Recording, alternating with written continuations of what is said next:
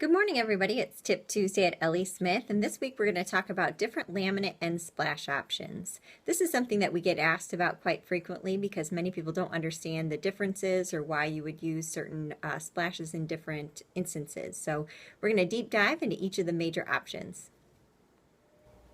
The first option we're going to look at is a full contour. So when you see a full contour, you'll notice that the back end of it actually rounds over the edge of the profile of the back of the countertop.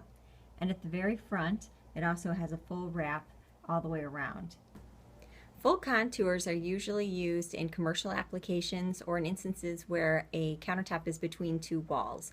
The reason for that being that you often have to leave a small gap on either side so that it can fit between the two walls without doing any damage.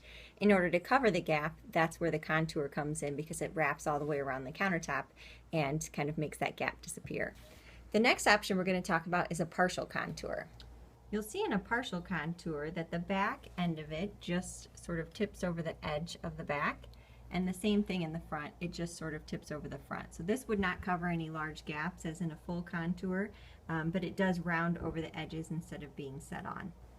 The next application we'll talk about is a butted end splash. So similar to a full contour, butted end splashes are often used in places where you're between walls or if you want to try to cover a gap within a wall.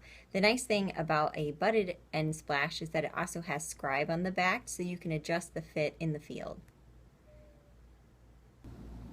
A butted end splash rests on the outside of the countertop. So you'll see from the side, it sort of rests next to it. It has a square edge profile, more like this, but it would rest again. The splash sits on the outside of the countertop rather than on top of it on the inside.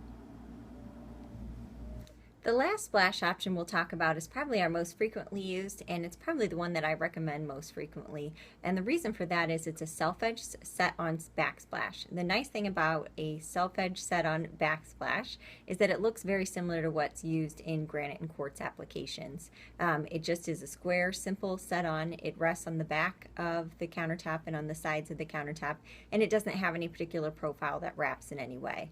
Now again, as we spoke about before, if you have any gaps at the end, this would not be a great application because it wouldn't cover those at all.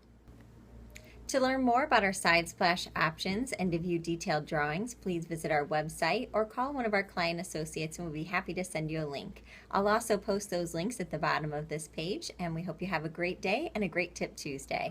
That's it from Ellie Smith.